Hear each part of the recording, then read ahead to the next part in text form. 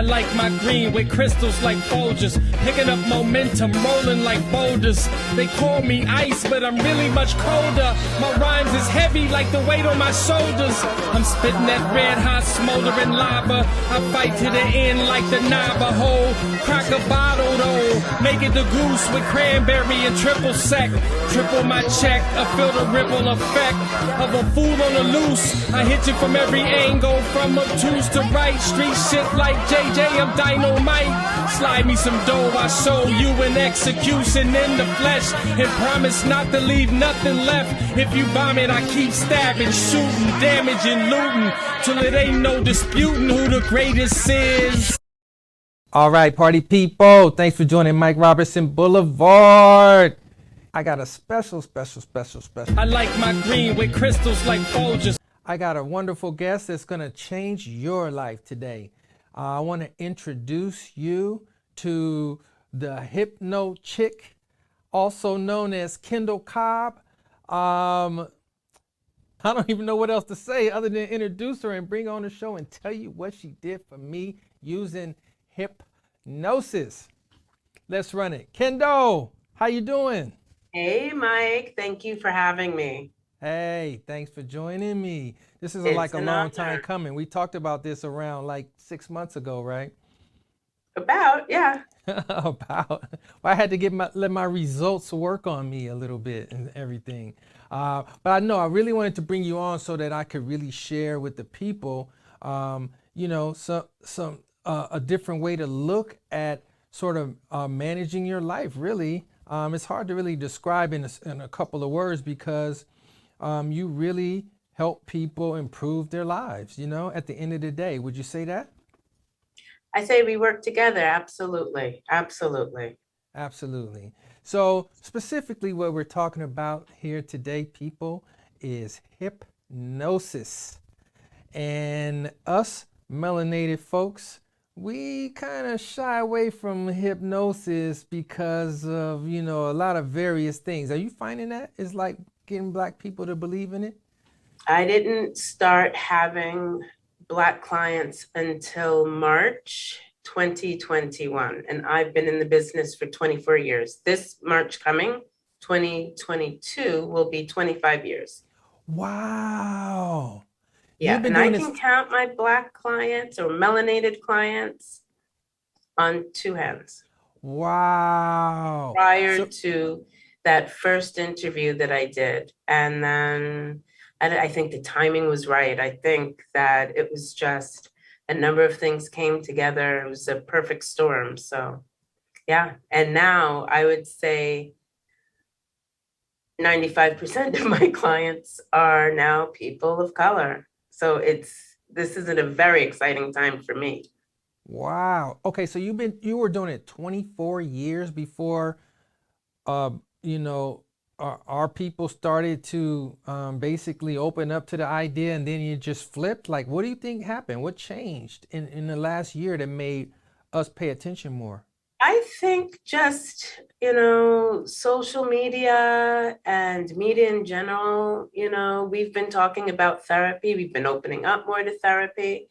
And this is a society where if celebrities do it, then it's okay.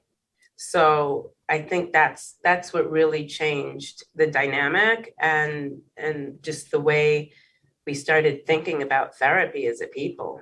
Yeah, so it's a wonderful thing. And the funny thing is, so many of my clients will then say, I can't believe I didn't do this sooner. Right. Ding, You ding, said ding, it. ding, ding, You ding. even said it. Everyone says that. I should have done this a long time ago. Oh, a long time ago. And let me just throw myself in that whole boat of people that was like definitely skeptical and like saying like, I would never let somebody hypnotize me. What the hell? Hell no. There was Why just no did way. you? No way. But let me tell you. So I saw you being interviewed and featured on the Juan show. And when I saw that Dewan did it, it opened my eyes and was like, okay, let me listen to some more. And I really got to understand that, like, okay, like you're not gonna make me do some crazy shit like I'm like a bird or something, you know what I mean, and flying, going crazy. It was really about like figuring out like, well tell me, what are some things that you would want to improve on, and take the list and let's get at it. Well, if you recall, my client intake form is extremely thorough. We Yes. cover a lot in there. So, you Yes. know, a- people come up with things that they hadn't even thought of once they go through the client intake form Yeah. and realize that there are things that they do need to work on that they hadn't even considered. So it's a process. Yeah, very true. Things that you haven't considered. Um what do you think that we could do? No, and I don't want to ask that yet. Mhm. I want to go back to like the process, right? Of actually having people trust in you, that you're gonna sort of talk to their subconscious mind and they can trust this process. Can you talk about that? I don't know if there's anything that I can do. I think you click with people or you don't. People are ready or they aren't. I've had a lot of people say, if it wasn't you, I wouldn't do it. I trusted you. And that was it.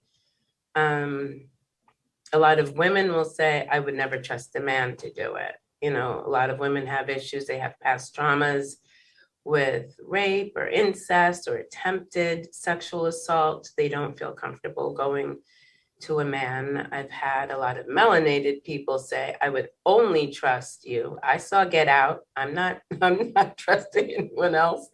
It would have to be someone that's melanated You for said I them. saw Get Out. Because they feel vulnerable naturally. Yeah. So it's just a matter of the connection. I think I'm pretty easy to speak with. Mm-hmm. I'm extremely non-judgmental. Extremely. And it's just about the work, like let's hit this, let's smash it, get it out of the way so you can move on, so you can build and grow and achieve what you want to achieve. So like I think I just create a safe space. Yeah, exactly. And I like that point you just made about, doing the work and moving on. You have no interest in keeping a client over time, over months, years, and all of that, right? You want to get right to it. I really don't. But here's the thing. I want you to have really quick success and move on. And then when new issues arrive, you can come back. I will welcome you back with open arms, but I'd like to see you really progress quickly and, get on the ball, get things going, or release things that no longer serve you or have been hurtful to you. Well, let's talk about me. One of my things, I won't go into all my stuff, but one of the things that I am willing to share is that I had this internal naysayer voice. And I talked to you about that. And what this voice is I could come up with the greatest idea in the world, right? And 1 second later, I had a voice that goes, nah, you don't need to do that. Or I want to go to, my buddy just invited me to the Grammys. I'm going to go, I got a ticket. Nah, you don't want to do that. I had this voice in my head that literally slowed me down from so much stuff. And it was there for so long. And it kept like growing and growing and getting in the way of my life. And literally, that voice is gone out of my mind amongst many other things, but it's literally gone. And it's not even like in a way that I go like, it's gone, it's gone. I literally never even think about it. It's like just not there anymore. So that's the beauty of hypnotherapy. Yes. Let it go. Yeah. So expand on that a little bit. You don't actually have to solve some masterful problem, right? You just kind of just like letting it go, right? Yeah. Well, I've had many clients in the past before my whole melanated crew came on, but I would have clients that had spent 20, 30 years in psychotherapy. 20, 30 years. Can you imagine? That's a shame. And I guess that's why they call it a practice, because they couldn't get it right. And I used to be in a medical building. My office was in a medical building, and the psychiatrist was right next door to me. And he used to send me his really tough patients. And he'd say to me sometimes, if I speak to this person another day, I'm just going to bang my head against the wall. She's stuck. She doesn't want to move, or, he is very happy in his place of, pointing fingers and being angry at family members. And I'm tired of talking to him. There's nothing else I can say. So he would send me his really tough patients, and it would be great. Wow. It would be great. Because again, you're not requiring them to do this. You're not requiring this long extended period of time with them. It's like, hey, I want to solve your problem right now. Right. Well, with someone like that, the first thing I say to them is, are you attached to this issue? Like, do you use it as a weapon? Does it make you feel vindicated and powerful over the people that have hurt you? And is that why you've been on the couch for 10, 20 years with this? And sometimes they look at me like, what did you just say to me? Right. You taking my power away, huh? What you doing? Like, you didn't just say that to me. But I'll say things that a psychiatrist is leery of saying because they have to take a different approach. And I just hit it. You just go like straight forward. I'm intuitive. So I can kind of tell what someone is holding on to and why. So I know the questions to ask. And then we take it from there. Oh, okay, got you. Now, do you come across anyone that's you can't hypnotize? Have you? It is so rare. I mean, when I say rare, maybe once every 10 years, maybe. Wow. Okay, that's rare. There's very few people that can't be hypnotized. Wow. Very few people. Wow. Once in every 10 years. I would think it was way more often than that. Wow. It really isn't. And sometimes there'll be an issue that is stubborn with someone, but they'll hit other marks. So they'll have, very rarely do I see people for just one thing, because as you know, my intake form is very extensive. Yeah. So if there's something that's really stubborn and it needs a little deeper work, we may have to go back to revisit that, but they'll go under for sure. Oh, okay. Yeah, because I looked at that list and I was striking it off like it was a menu, like I was ordering sushi. Like, I'll take that, I'll take that, I'll take that, I'll take that. We're at the dim sum restaurant, right? Yeah, literally, man. I'm not playing. The idea is to attack this holistically. So in order for your life to really change, how many people just have one issue? I mean, if anyone says they just have one issue, then they're not being realistic with themselves. Yeah. Once you go through that list, you're going to find some things to work on. Yeah. So what kind of feedback do you get from folks? I want to say something funny. After I talked to you the second time, I told you how well it worked. And I was like, are you surprised it worked so well? You were like, tell you the truth, nah, I'm not surprised at all. And I'm thinking like I got this super complex mind with all these thoughts. Like, you're not gonna get to me in just no one session. Oh, everybody thinks that. Like, nah, we're gonna have to make it. No, this is really hard. But I've had some really hard cases. I discussed it, I think, on Dwan and Simon's show. I had a woman who had cancer and she was sent home to die, and she had small children. And that was really scary. And that felt like a really big responsibility. Wow. And it was a situation, but to make a long story short, she did very, very well. And she lived. And when she went back to the doctor, to her oncologist, he said, wow, I don't know how this has happened, but your numbers are good now. We can go ahead and do the treatments and the surgery. Wow. Wow. Yeah. And I mean, she did that in a matter of like 5 or 6 days. Okay, I got a couple more questions for you. before I let you go. What about things that are like happening in the body beyond the mind, like disease and things like that? Can you affect that? That's the mind too. That body-mind connection is one. So like the woman with cancer, I needed to know how she understood her disease, not exactly all the clinical stuff, because if you don't understand that, it doesn't mean anything. Mm-hmm. So what I did was I said, I need you to write down and tell me exactly what needs to happen in your body for you to get better, to be able to receive the treatments. So we did it all in layman's terms, and she didn't really understand it all, and neither did I. But we understood it on layman's terms, and that's why it worked, because your mind, your brain that's the power center, right? Wow. So Wow. it wasn't all that technical. I'd like to sit here and be like, oh, well, my understanding of oncology, and I don't have much at all. Molecular I have cells, basic travels, all that. Yeah, like Yeah. my knowledge is very basic, and I hope to never know it intimately. I hope to never need to know it intimately. Wow. That's But impressive. that's how it worked. And I just told her, kick your husband out of the room, because he keeps looking at you like you're going to drop dead any minute, and we're not having any of that.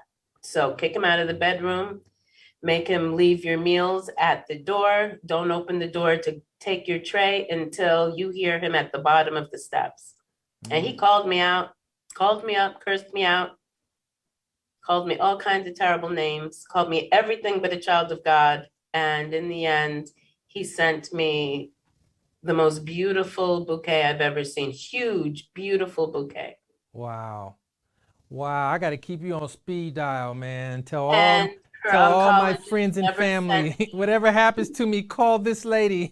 Don't think like that. Nothing's going to happen to you. Don't think. Listen, I just finished showing you how powerful the mind is, and look at how I you're know, thinking. I know, Stop I it. know, I know, I know. Get that out of your head. Something But wonderful, like me the just flying. oncologist never sent me a single patient, not one. Mm, And she told him exactly what she did and how we did it. wow. Never heard from him. So what does Yeah, that tell you about the medical community? A yeah. lot of them are just, most of them They are gotta like keep that. they gotta keep that stuff a secret, man. You taking their Oh money. yeah, You absolutely. do a couple quick sessions, and you save somebody One like session. She fifty was thousand one dollars. session. Yeah, One session, Mike. I never saw her again. yeah, yeah, Once, I mean, I ran into her like in the supermarket, yeah. places like So that after. you took hundreds of thousands of dollars out of that medical community by doing that, Well, now remember, and I'm they in don't like Canada. that. I have socialized medicine, They so it don't. isn't nearly as expensive as it is down Yeah, there. But I definitely cut into his salary, yeah. and the hospitals Yeah, and the drug exactly. The companies. ambulance dude, everybody. Yeah. Um, okay, so why don't you tell the people where they could find you, and if you got anything going on or anything that you want to share. I Let have us know. something really big coming up that I can't talk about yet, but it's big. It's Mm, very big, and I'm very excited. mm. My website, this isn't exciting. My website will be up on Sunday, I've been told. I have a lovely lady that's working on it, and I'm happy about that. So it's Hypnosis with Kendall. Now, Kendall is spelled ELL. I was named after my grandfather, Wendell, but I Okay. couldn't very well be named Wendell, being a girl. So I'm Kendall. So when you spell it out, it's always ELL. So Okay. hypnosis with Kendall.com is my email. On Instagram, I'm hypno, HYPNO Okay. underscore chick, Mm-hmm. CHICK. Mm-hmm. Mm-hmm. And my business number is 1-800-503-1993. Okay. Last thing. How easy do you make it for people to um, reach out to you, get a session going? How easy is the process? I mean, I know it because I went Call through me. it, but Just call they me. just call you, right? It is just that Call me. simple, right?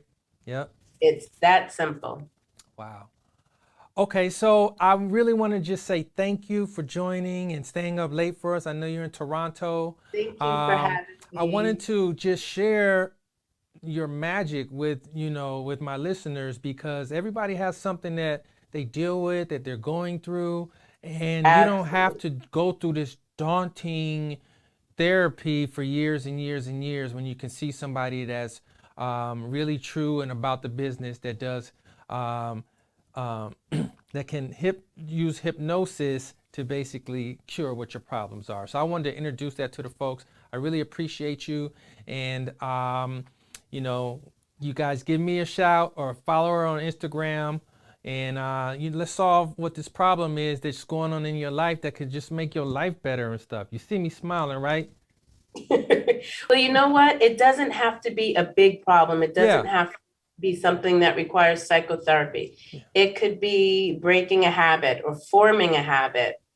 There's so many different things. It Right. could be for an addiction. It could Mm-hmm. be for mild depression. It could be for motivation. There's so many things that would change your life, Mm-hmm.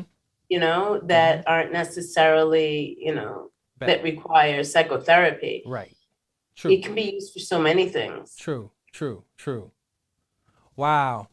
Okay. Well, again, thanks for joining. I'm so happy to have Right? you on Mike Robertson Boulevard.